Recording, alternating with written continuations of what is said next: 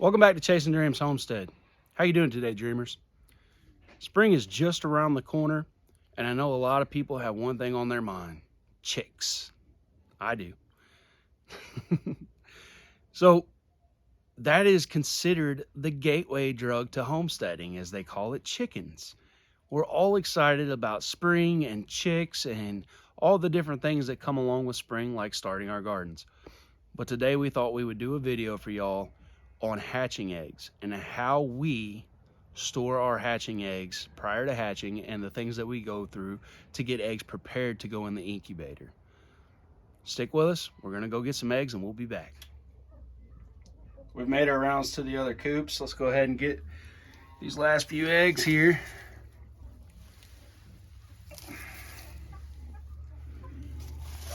So we can show y'all what we do. All right, y'all, so our ladies are on a laying slump. Traditionally around our homestead, our chickens pick up their laying between February and March. Right now, we're barely getting just a few eggs a day, and it's kind of frustrating. If you're a homesteader, with the cost of feed prices right now, pouring that much feed to your chickens and barely getting eggs is kind of like counterproductive. We just keep on hanging in there like a hare in a biscuit, knowing that come spring, it's going to ramp up, and before long, we'll be having more eggs than we can eat, and we'll start water glassing and preserving eggs again and giving eggs away and whatnot. But like I said, we're going to do this video on hatching eggs. So, got the eggs, and I just want to go over a few things about the eggs. So if you're going to collect your eggs during this time of year, depending on where you are in the world, it can be very cold. Cold messes with the fertility of your eggs. So if you're going to collect eggs to hatch, and it's very cold, below freezing temperatures is what I'm referring to, you need to get out there about every 2 hours and check for eggs. You need to be able to go ahead and get those eggs on in the house before they freeze, because the eggs will freeze, they will crack, there'll be no... Sorry about that. I had to move locations. The dog was throwing a fit, as you heard, and it's kind of hard to film when a dog's making a ruckus like that. So when it comes to the cold weather, if you work like I do, pick a weekend day, over the weekend if you can, and go out there about every 2 hours and collect your eggs. That way they don't cool off too much. You don't run a risk of your eggs freezing. If they freeze, just go ahead and toss them. Don't even count on them. I have heard some show breeders claim that they keep them in refrigerators and that they still get some fertility from them. We're not talking about show breeding or any of that. We're just talking about if you want to hatch eggs around your homestead, these are good tips for making sure you have the most successful hatch rate possible. So you're going to collect your eggs as frequently as possible during the cold weather. Ideally on a weekend if you work, or on an off day. If it's hot, same thing. You don't have to collect your eggs very often when it's hot, but here's the thing. If you leave your eggs out there too long, they'll start to develop. And then when you put them in the incubator and you think you got 21 days, you get early hatches. We call those surprise hatches. Those generally happen when we've missed an egg when we're collecting, or when we've just not collected for a few days, and then we decide to collect a hatch. So that's where you get a surprise hatch. The general rule of thumb for a chicken is you've got 21 days from the time you set it in the incubator until hatch. We'll do a totally different video at some point on incubation tips. But for right now, we're just talking about collecting eggs for the incubator so that you can hatch them. So once you've collected your eggs, one thing you'll want to do, our Silkies laid this egg for us, so it's an easy egg to tell. If you look at this egg, one end is pointy and one end is not. Whenever you store your eggs indoors, you want to have the pointy end down. The reason for that is the air sac will be on whatever end is up, so you want the most space, the top. Pointy end down. Some eggs, this one's still pretty easy to tell. There's your pointy end. Every once in a while you'll get an egg. It's like, I don't know. That's going to be the pointy end, we'll say. Do your best guess, guys. the key is to store them until you're ready to load them in the incubator with the pointy end down so that the air sac is in the top and the largest space while they're developing or waiting their turn to go in the incubator, I should say. Another thing to think about when you're collecting eggs is you do not have to keep a rooster with your hens in order for the eggs to be fertile. Now, I've heard some really outlandish claims that people have had hens fertile by roosters for 3 months, and I don't know about all that. Who knows? Could have been a miracle. I don't know. But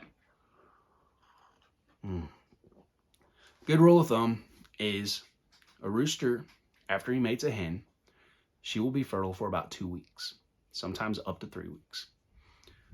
So if you have a specific rooster that you want to breed to your hens, you would leave that rooster with your hens for at least a day. Toss the first day's eggs. Just go ahead and toss those. After that, start collecting. That's how we do it. There's many ways to do this. We're just giving you tips on how we've done it, and we have had very, very successful hatches. So, cold weather, check often so it doesn't crack. Hot weather, the longer you leave them out there, the greater chance that it's going to develop. Another thing to think about is when you bring those eggs inside and you start collecting your eggs over the period of time, and you leave those eggs somewhere really warm, they can start developing there as well.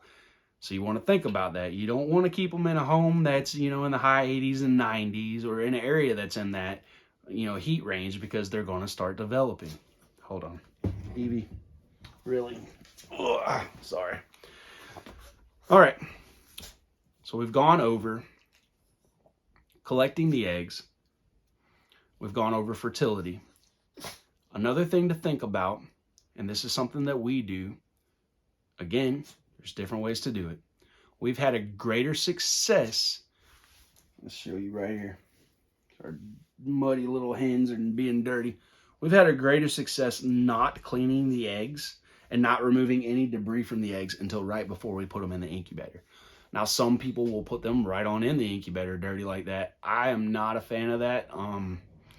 Simply because you're creating a dirty environment for your chicks to hatch out in. And it also makes the incubator a little bit more dirty and harder to clean up.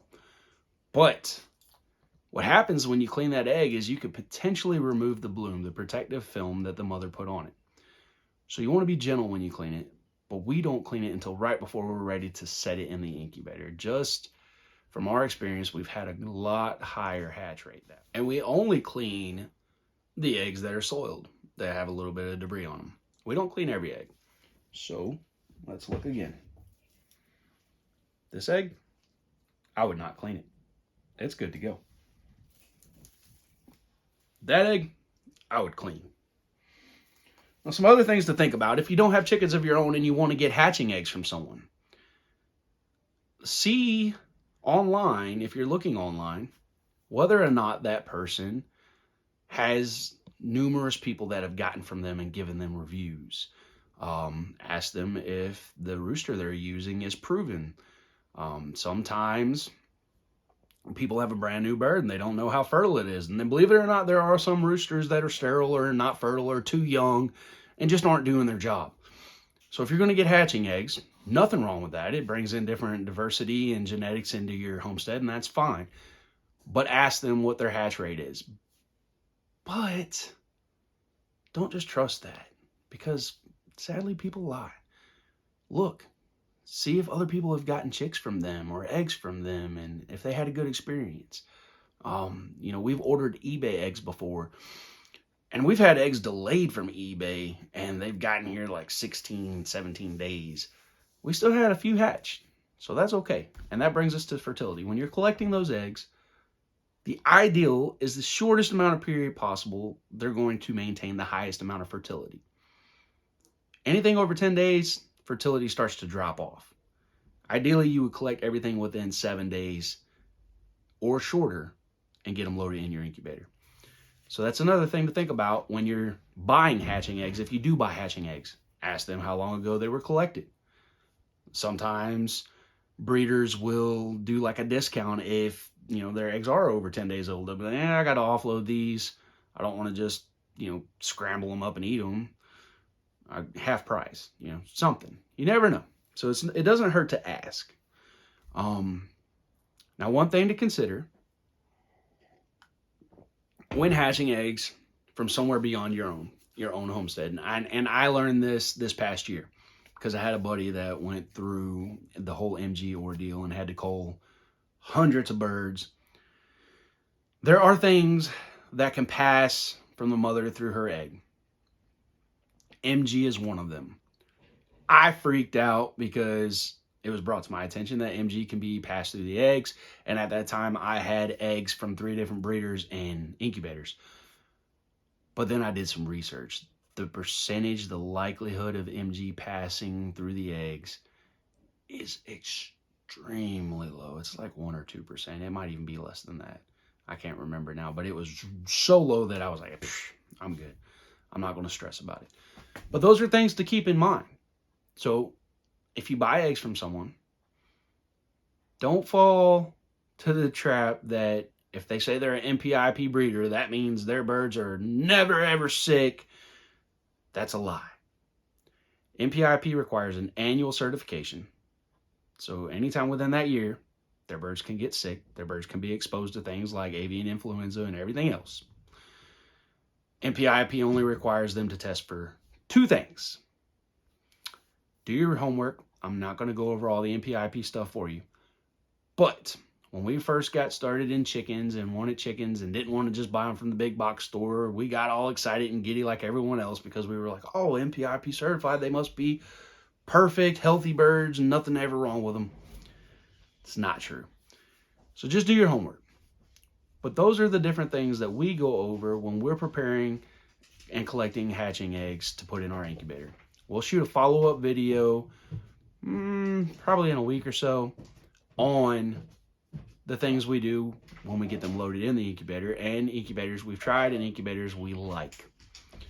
I hope this has been helpful. If you have any questions, drop them in the comments section or you can email us and we'll get back to you. But as always, y'all, until next time, keep dreaming.